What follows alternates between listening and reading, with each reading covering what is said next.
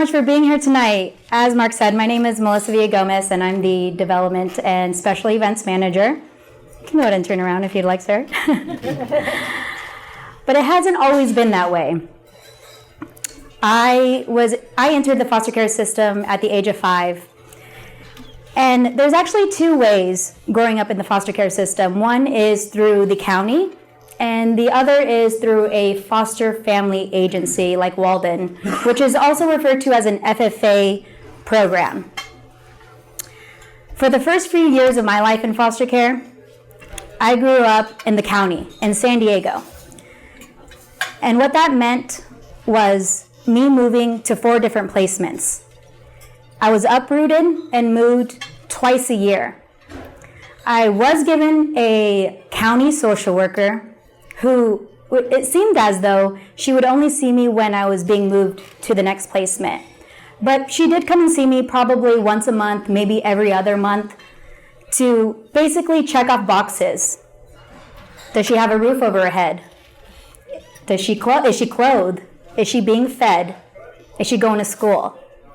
That's all that was really allowed for the 20 minutes that I was given. And then she was off to see the 50 other foster youth that were on her caseload.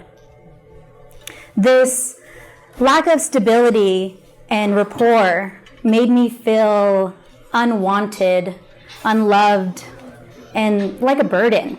This not so quiet little girl became very quiet. I even tried to run away once when I was 5. It wasn't until that I was about 7 years old that I was referred to an FFA agency like Walden. I remember going to lunch with a lady named Angel, who was later going to become my FFA social worker. And at this lunch, Angel asked me, "Melissa, what do you want to be when you grow up?" I had never been asked this question before. 7-year-old me thought to myself, I don't know, what do I want to be when I grow up? I had never thought about this. But I did know what I didn't want to be. And that was to be nothing like my family. Addicted to drugs and alcohol, associated with gangs, bearing children that I couldn't care for. What I thought was going to be a simple lunch turned into being a life-altering opportunity. Because this question made me think a totally different way. Angel asked me if I was interested in joining their FFA program. I had nothing to lose, so we began the process of finding my forever family. I was later placed with an FFA family, the Barajas family, who I lived with for 7 years, and Angel became my social worker. So what did this mean for me and my placement? Well, unlike the county, Angel only had 15 youth on her caseload. So this meant that she could make weekly visits and give specialized care, not only to me, but to my foster family. Whether we needed 30 minutes of her time, an hour, 2 hours, she was there to help nurture this new family dynamic. Because the ultimate goal was to create stability in my life, because without stability, you can't thrive. It's like, imagine going to the doctors for 15 minutes when you've just had a heart attack versus going to a physician and they're going to give you an hour of their time to help you with your issue.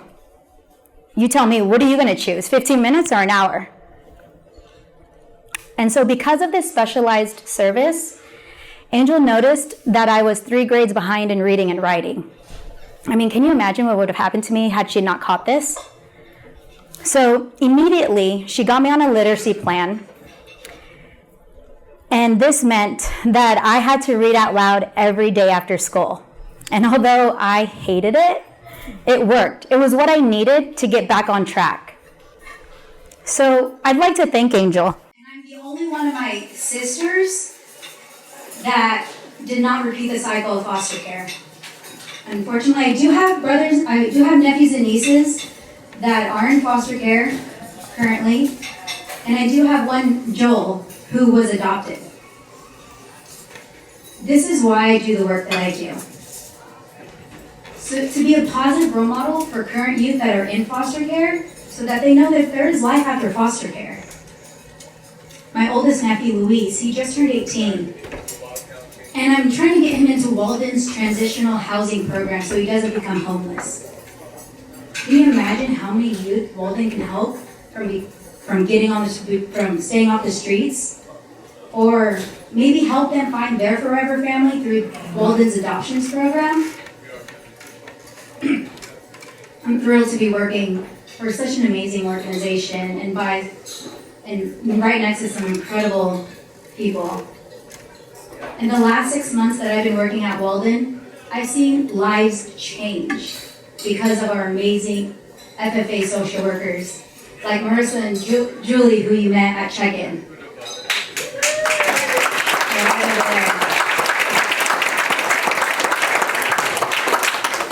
I've also had the opportunity to go to Sacramento to advocate for FFA workers.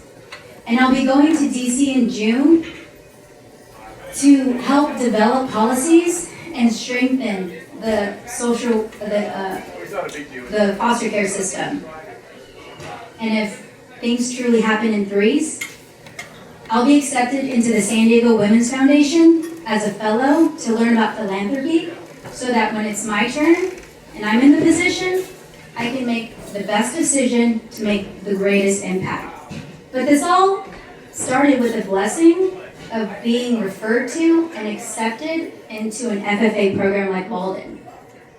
I'm excited to see where this new path will take me in advocating for the youth that we serve. And I hope that you all rally behind me tonight so that we can continue supporting more youth. Because my mission is to find a solution in breaking the cycle of foster care. Because every youth deserves specialized care, and every youth deserves an angel.